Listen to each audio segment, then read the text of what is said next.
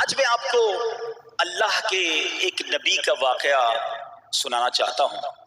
یہ واقعہ قرآن مجید میں بہت تفصیل کے ساتھ موجود ہے، اور یہ واقعہ ایسا ہے کہ میں ان نبی علیہ الصلوۃ والسلام کے عمل کا نام لوں تو نبی علیہ الصلوۃ والسلام کا نام آپ کے ذہن میں خود ہی آ جائے گا۔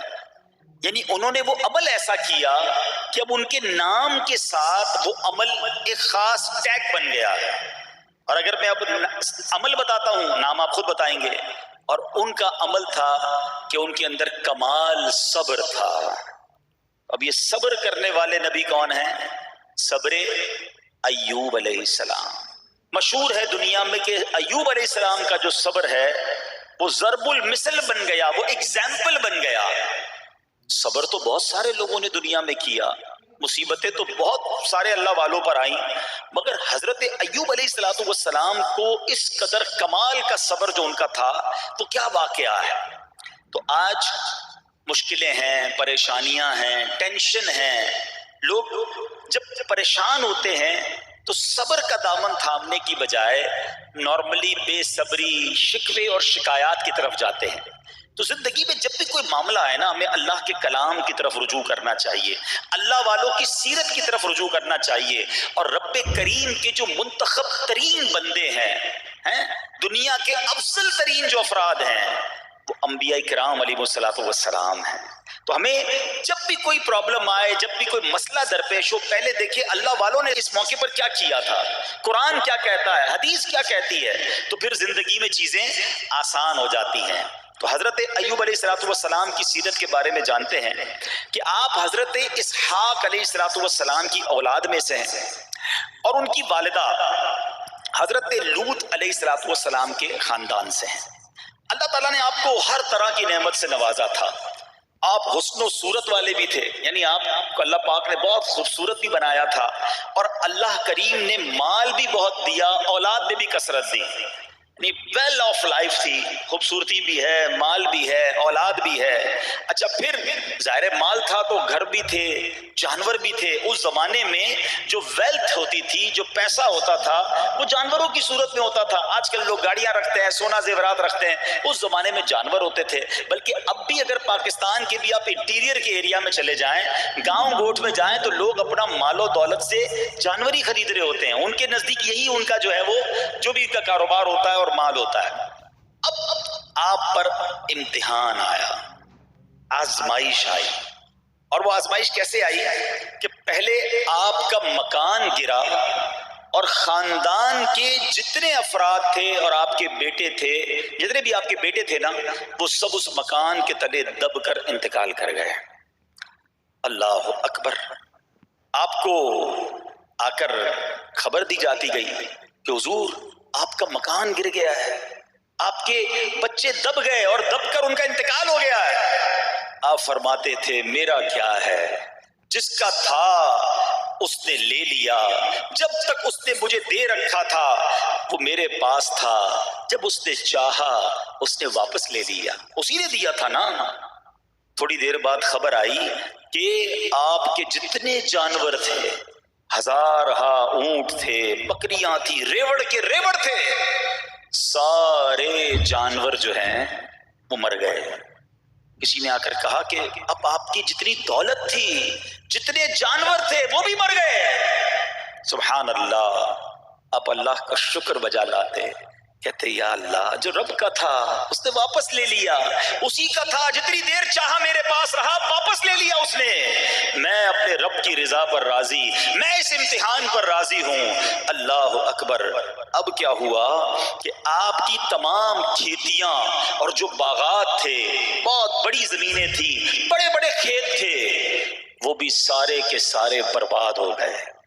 کسی نے آ کر بتایا کہ حضور اب تو کھیت بھی گئے، اب باغات بھی گئے۔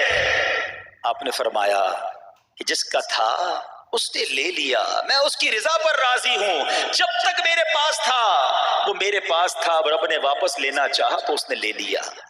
اب he was empty handed، یعنی اب کچھ بھی نہیں تھا، نہ بچے ہیں، نہ مال ہے، نہ جانور ہے، نہ مکان ہے۔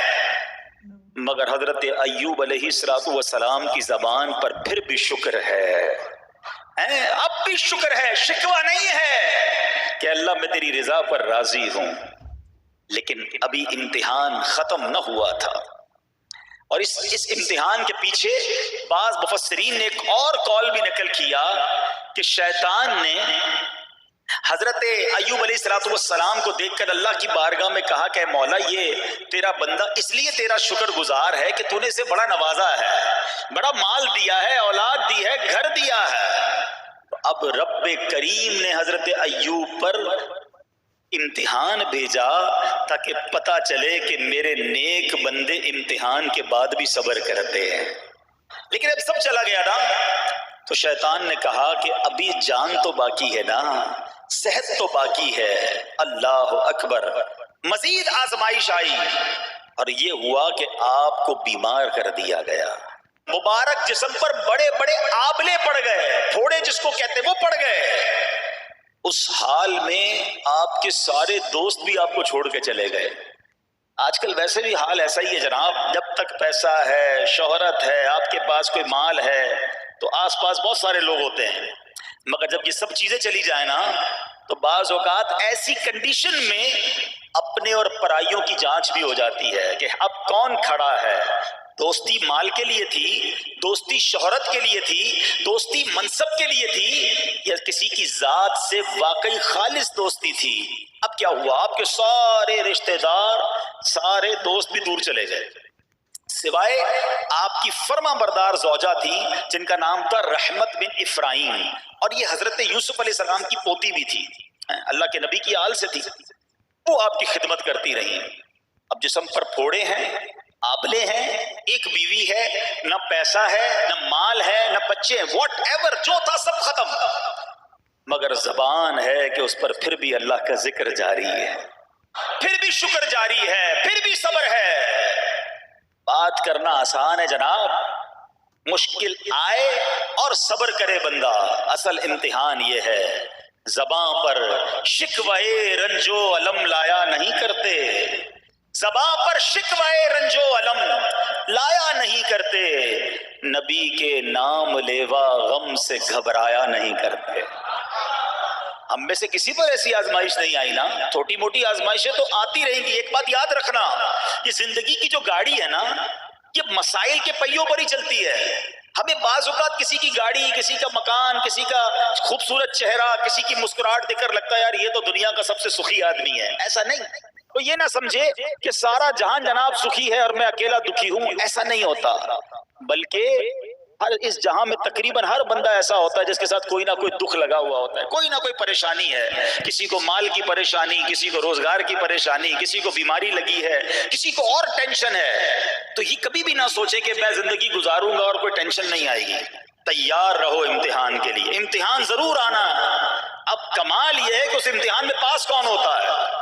حضرت ابراہیم پر امتحان آیا، زبان پر صبر ہے، شکر ہے، شکوہ نہیں ہے۔